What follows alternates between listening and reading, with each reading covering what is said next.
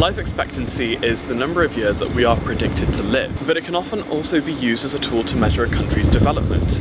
In comparison to a lot of Western democracies, however, us Brits live surprisingly shorter lives.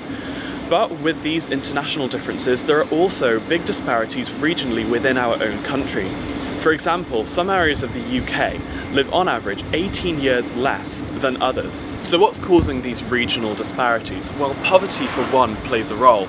And on the left-hand side, you can see the rates of poverty across the UK. The darker areas have higher rates.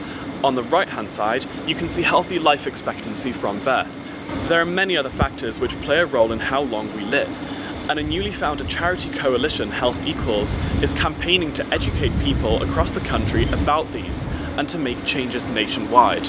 We spoke to Carrie Hume, the head of Health Equals, about what the charity is doing and what their mission is. So, for example, the natural environment and the quality of air, that is really, really critical. We get tens of thousands of avoidable deaths every year just by people being exposed to poor air quality. So if you look at Sheffield, for example, you've got a quarter of children living in poverty. And if you're in poverty, your choices are so limited. This is why we want to focus on the structural change, because the people who are suffering the most have the least agency in their individual life.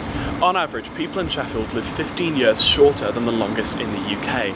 And this has been especially bad in areas like Doncaster, where life expectancy is some of the lowest in the country. The University of Sheffield has a Healthy Lifespan Institute which does research on the process of ageing and life expectancy. Here's Professor Alan Walker, the head of the institute, to tell us more. Unfortunately, in the UK, healthy life expectancy has been falling in recent years.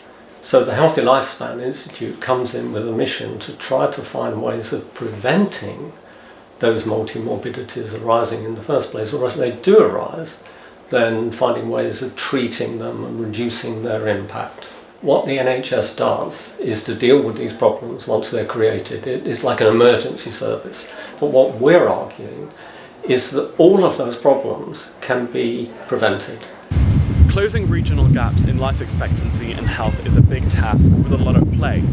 But if we incorporate local and national government, those gaps can be closed both nationally and internationally. Adam Husicka, Chef News.